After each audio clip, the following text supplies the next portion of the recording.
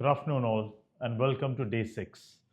Today's topic is going to cover property tours and sales presentation techniques. I say this to my team many a times that there is an art to carry out a property viewing. It's a skill set that if you're really good at, your conversion rate will go much higher. Two individuals, two advisors, given the same property, given the same pricing, everything on the same footing. One of them, depending on the way they carry out a viewing, and given the same clients, by the way, one of them, depending on the way they carry out the viewing, can be successful in closing that property, whereas the second one, depending on the way they carry out the viewing, might be unsuccessful in closing the property. So, the art of doing a property viewing in itself is very, very important. So, it all starts with preparation for the viewings. It's very important that you're fully prepared before you take your client for the viewing. And the number one rule in all of this is the number one rule is please ensure that the property that you're going to visit is not being seen by you and your client for the very first time. I hope you understand that. You are taking your client to see that property, and surely your client is going to see it for the very first time. But you should not be seeing it for the very first time with your client. So let's say you got a property listing and your photographer went and took great photos of it. You've listed it online. You get a call from a buyer and they say, "Hey, can we view it tomorrow?" Excellent. It should not be that tomorrow, when the buyer is arriving for the property viewing, you're also exploring that property for the very first time.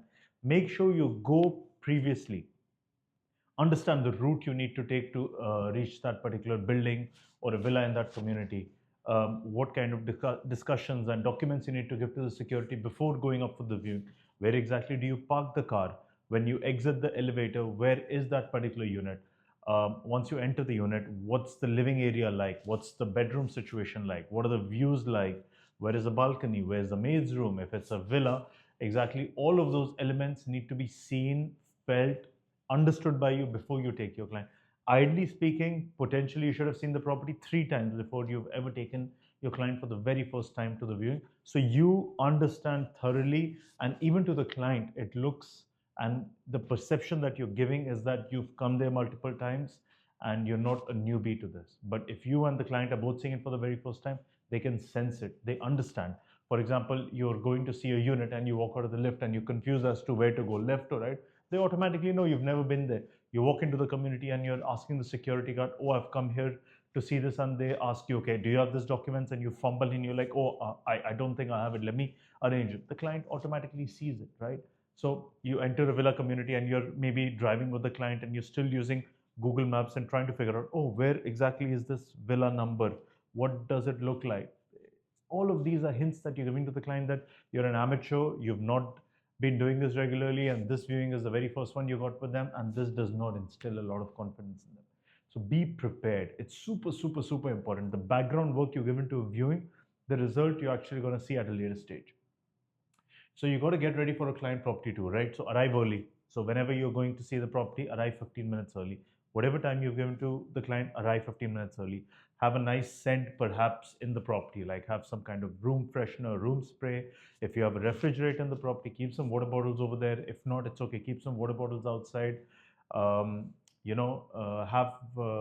for example, all the lights turned on.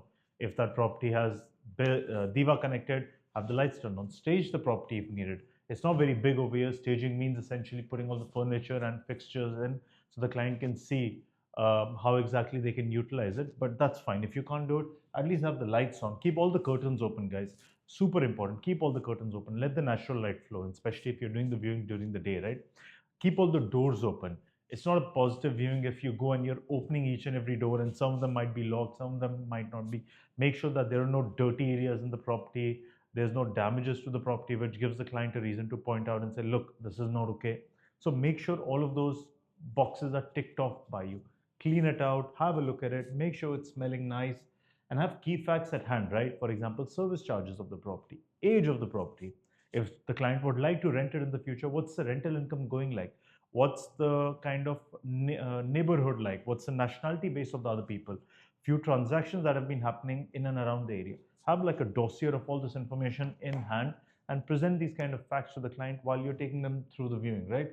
So a well-prepared advisor instills a lot of confidence, and that's what you want to do with your clients, okay? winning first impressions. This is of course very critical, right? Those first 5 to 10 seconds is where you capture the client's interest, and they are building an impression of you. You really want to make sure that you are well prepared and super particular about that, right? So the start of the viewing, you have to of course have a nice warm greeting, friendly demeanor, greet them, say hi, how are you, thank you for taking out the time for being over here. We've only spoken on the phone so far, but it's a pleasure, meeting you face to face. My name is this. I've been working in real estate for X number of years. I specialize within this kind of community. I've helped families such as yourself buy, lease properties within this area over the last 2.5 years. My latest client, just a generic kind of introduction which instills confidence also and makes them realize that, right, I'm dealing with an expert, I'm dealing with a professional. Professional demeanor, come well dressed, have a nice suit, clean yourself up, of course. Like look and feel professional, very important in that, right? And a brief recap of the property features before entering. So before you start the property viewing, just tell them, by the way, hey, I understood from your requirements you're looking for this. So this particular villa has this built-up area. It has this plot area with a beautiful garden, which I believe you were looking for. It has its own private pool, which you were very particular about for your kids.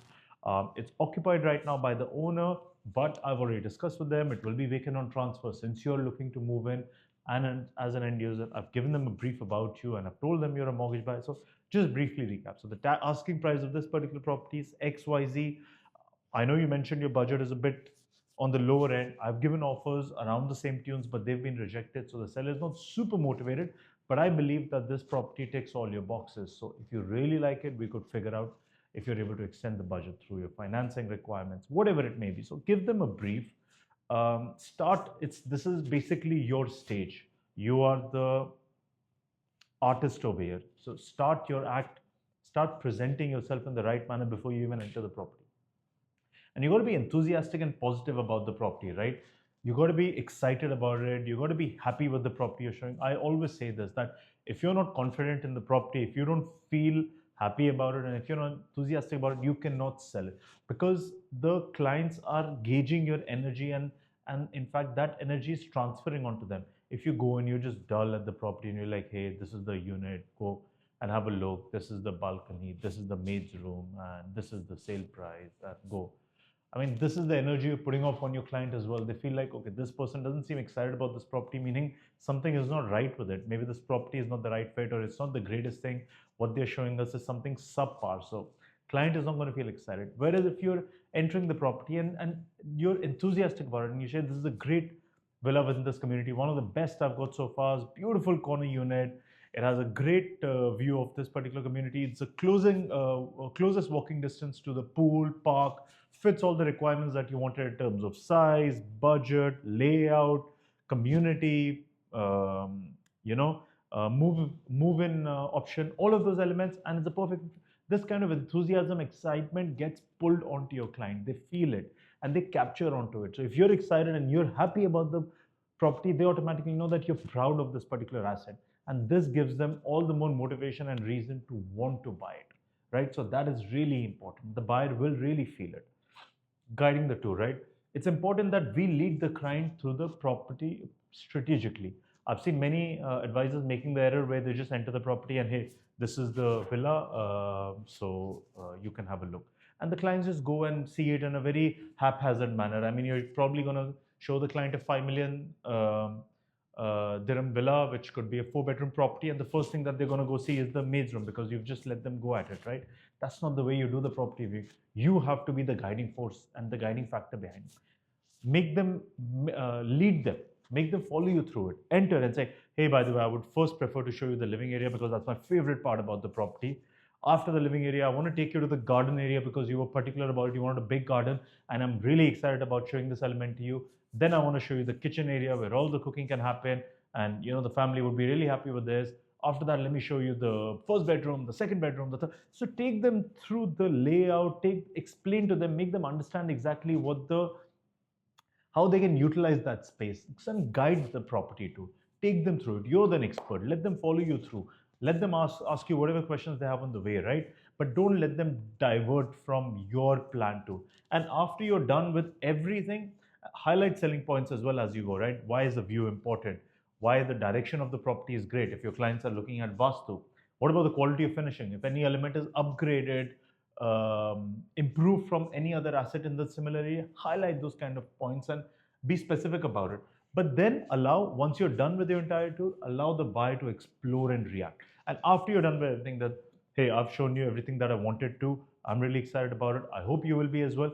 But I know you'd like to probably see it at your own pace. So I'll just wait for you downstairs, or I'll wait for you outside for 10 minutes while I'd allow you to walk through with your entire family. And please feel free to take your own time to understand the space and see, does it fit well for you, and how can you place it as per your personal preferences, right?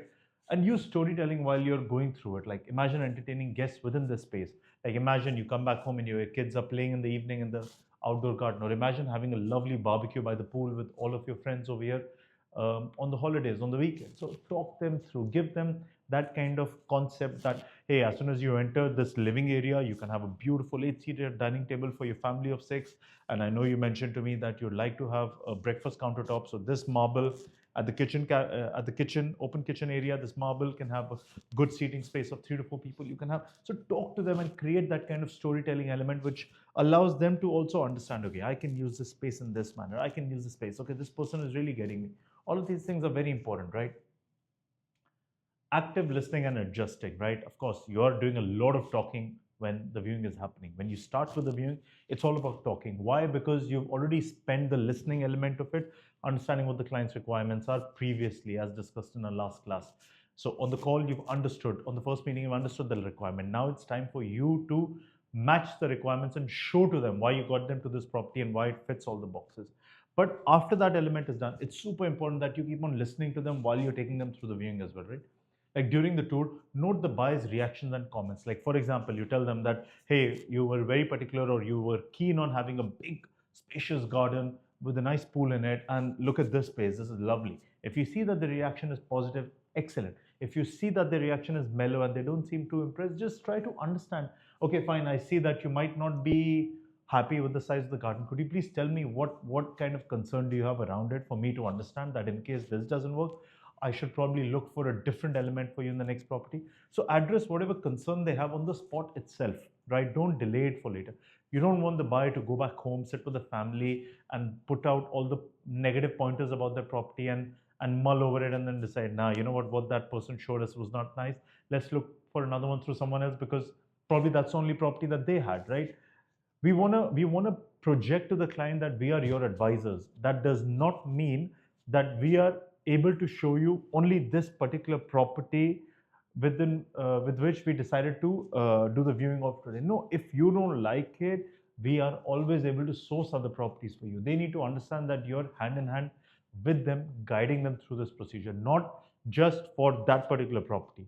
If they feel like, okay, this person has this property and nothing else in the area, and if I give them the negatives about their property, then they will feel bad. So it's easier for me to just go to someone else who might have a different property to offer. You don't want that situation happening with you. So whatever points are, address it. And you're not vested too much into that particular property you're showing them. You're not married to that particular property, right? You are telling them that, look, I feel that this would be ideal based on your requirement, but if any element of it does not fit well with you, please tell me, and I will make sure in the next asset I find for you, that element is rectified. Hence, you got to address any kind of concerns on the spot itself.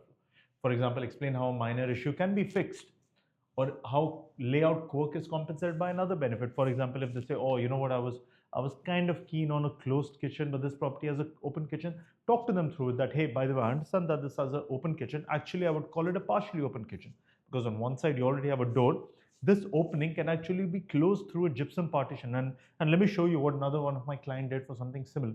Great, you addressed one of the major pain points, and you're showing that you know exactly how to handle that kind of an objection, and you're giving them a solution. This is exactly what they need, rather than them going back home and wondering, oh, this property has an open kitchen, it doesn't work for us, without even knowing and realizing that there is a particular solution to it. So whatever it may be, there could be ways that you can work out how to compensate or how to divert that particular element. So address all of those points on the spot itself.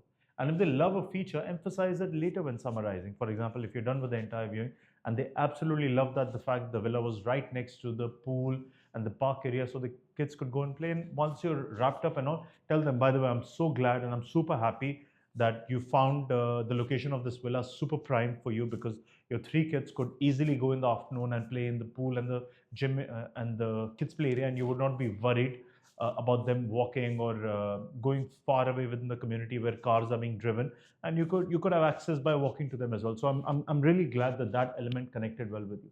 Excellent. You're picking out on those elements that were important to them and they really liked. So that means there are certain things about this property that are fitting all of their fitting their brackets as well, right? So you're approaching that final point where you know, okay, right, we're approaching to the stage where we might be keen on placing an offer because this property fits all our requirements. And closing the tour, right?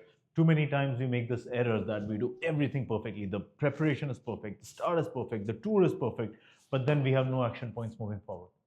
And that negates everything that we have done. So closing the tour is also important. So finish by summarizing the property's key benefits once again. So once you've wrapped up the tour, hey, so just so you know, just to wrap up, great 5 bedroom villa with one of the biggest built up plot area. As you had mentioned, you're looking for all ensuite bedrooms. We exactly have that over here. You need a maid's room and a driver's room as well within the property, one of the few assets in this entire community that has it, and the ability for you to move in because the owner occupied and not rented. So covering all of those features, I'm really happy that it fits well within your requirements. And then ask them open-ended questions to gauge interest. So how do you feel this home sits with your requirements? Do you feel like your family likes it? Do you feel any other elements or any other members of your family who were not able to come and view it today would also like this property as much as you have liked it? And if the buyer has objections or lukewarm interest, probe for specifics, right? Like you spend your time and effort in filtering that property with for them, understanding their requirements and showing it to them. So your time is also at stake, right? So you want to understand from them that, okay, fine, if you don't like it, but I feel that this fit all your requirements, please tell me what element of it didn't work for you so I can work on finding you a better option, right? So probe them for those specifics. So this will feed into objection handling in one of our next classes, and always end with the next steps, right? For example, if the client likes it, ask them that, hey, would you like to bring the rest of your family to see it again?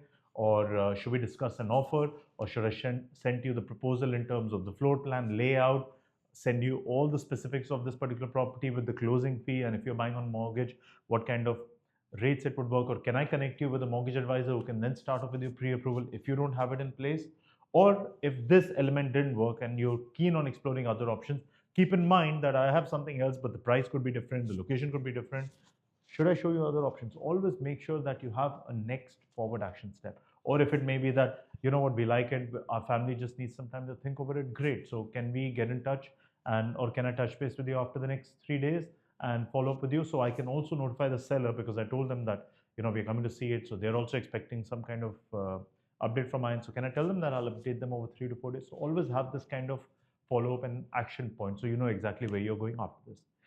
So this covers our day 6, pretty much the art and the skill of property viewing, and this is your stage, right? And you're the artist in this particular segment. So make sure you perfect the skill. Of course, I don't expect any of you to have it the very first time you do it, but the 10th and the 50th or the 100th viewing you did or you're going to do is going to be way better than what you were doing before, right? So it's something that you learn over time. If you have any questions in relation to this, please drop them in the comments and I'd be more than happy to answer them personally for you. Look forward to seeing you in the next one.